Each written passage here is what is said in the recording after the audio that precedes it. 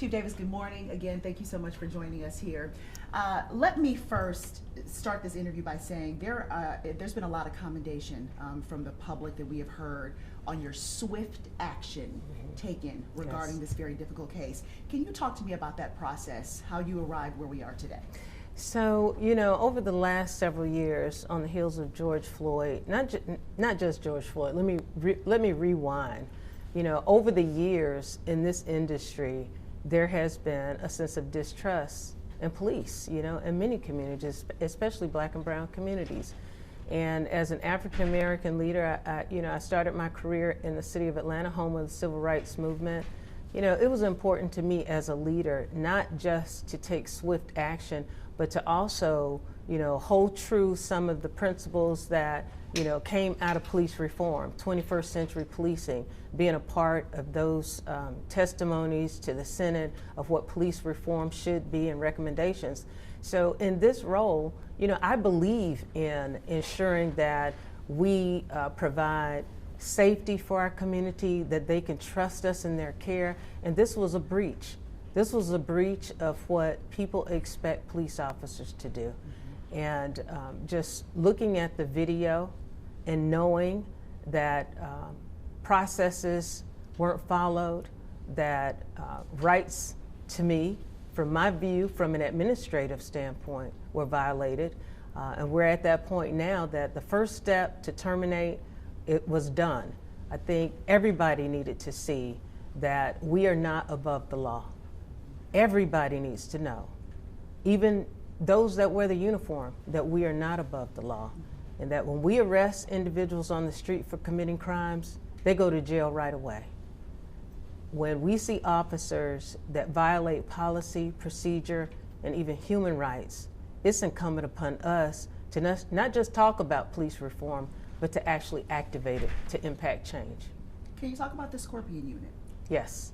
So I've been here about a year and a half, and the 3 preceding years, the city has really suffered with violent crime.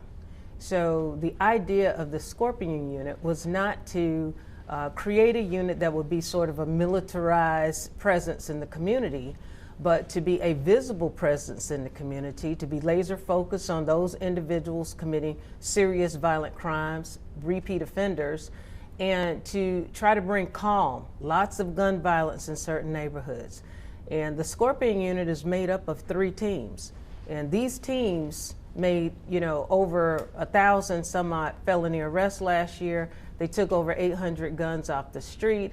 And we had the first year of reductions in violent crime and also in homicides on the heels of, those previous, very, very difficult. The acronyms, I think, were created so that people knew that this was also about community engagement, street crimes, operations to restore peace in our neighborhoods. So the whole acronym was really build relationships, not tear them down, and at the same time have an impact on violent crime. So we know the former officers who were terminated and now are facing charges were part of the Scorpion unit. Yes. Is it normal for them to be a part of a traffic stop? In times where we need more officers to help our regular patrol, sometimes they may have tasks that are related to traffic, and they do make traffic stops.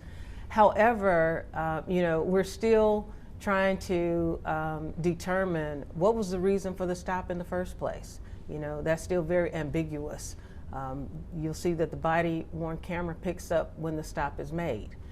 It's not unusual for traffic stops. Matter of fact, these units, all 3 of them, made over 1,000 traffic stops during, the year last year, and, successful traffic stops. This one was totally outside of what I've seen in my career. The behavior, the aggression, and just completely escalated. I was about to ask you, out of your entire law enforcement career, let me read you the national headline. 5 former Memphis police officers now indicted for second-degree murder. Yes. Have you experienced anything like this? Never. And, no chief wants to experience, a situation where their officers have acted so egregiously that it rises to criminal charges. Watching that video, you know, I'm not surprised at the iterations of this case. I'm not surprised that this is not a 1983, you know, civil rights type case.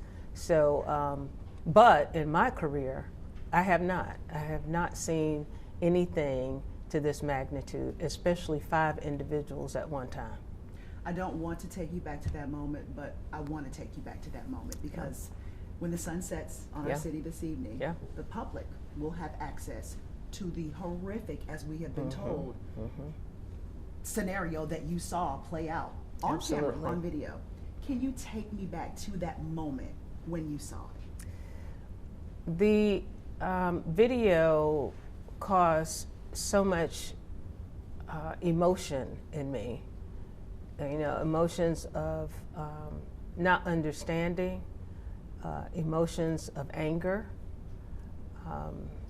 just really outraged at what I witnessed. And, you know, as I said, just a very, very sad moment because I think the why, you know, I just kept asking myself, why? And that's what, you know, our community will see in this video. And I equated it to something similar to a Rodney King type of situation. So that's why it was so important for me in a leadership position to act quickly, because I knew what I witnessed was wrong. It defied humanity. It went beyond policy and procedure, well beyond policy and procedure, and it already had a criminal nexus to it. With no cameras, no microphones, no uniform, no television appearance, what we have in common as we sit here this morning, we are 2 Black women. That's right. And we are mothers. That's right. For this grieving mother, yes, is that what caused you to step into humanity? You know, I like to you know, feel that humanity is with me every day in this work. And oftentimes I tell my officers and the community, this is what I do. You know, this uniform is what I do. It's not who I am. And we can't forget that we are human beings, that we have families, and that one of our family members could have been Tyre Nichols. And as a mother, I grieve for Tyre's family and for his mother. And this is a very difficult time. This is a time, and I have mentioned to my officers and to our department, that this is a cross that we all have to bear. It is not an easy task, but I know it's incumbent upon me as a leader in this department to be an example of what change looks like, not just for our agency, but around the country. Just a couple final questions, Chief. One, how will you rebuild trust? That it's always a hard road to toe, and we have to build trust in our actions. We have to meet people where they are. We have to show them that we can be trusted. You know, that's going to be difficult, you know, and it really isn't fair to the officers who can be trusted, to the hundreds of officers on our department right now who patrol the streets, who do the right thing, but they all have to carry this. And to encourage them and to let them know that we still have work to do, and we still have to do everything that we can to let our community know, look deep inside, examine our policies and procedures, you know, ensure that we have the appropriate supervision, which is critically important in our work, because supervisors help officers correct behavior, and they intercept these types of things. Chief, you have seen the video, you have seen the egregious acts. One of the counselors called it a human pinata. Yeah. When the video is released, there are many people who are concerned about the safety of this city. Yes. There have been threats of protests. We understand paid protesters have come in. Do you have a plan of action to keep peace and safety in our city? Absolutely. You know, in my years of experience, you know, Atlanta, you know, North Carolina area, I've experienced protests in the past. It's important for us to allow space for people to exercise their First Amendment rights. And we want to let the community know that we will be monitoring protests, and we would hope that individuals that come to our city don't come to our city to cause violence, to hurt our citizens, to disrupt businesses, and we're going to do everything in our power to ensure that happens. We have wonderful relationships, mutual aid agreements with other local law enforcement entities that are on standby in the event that we need to ask for some assistance. So I feel pretty confident that our plan, as we roll it out, will provide a level of safety and regard for property and human life. We know that soon the trial will be underway. Any Yes. further steps that you can speak to? Where do we go from here?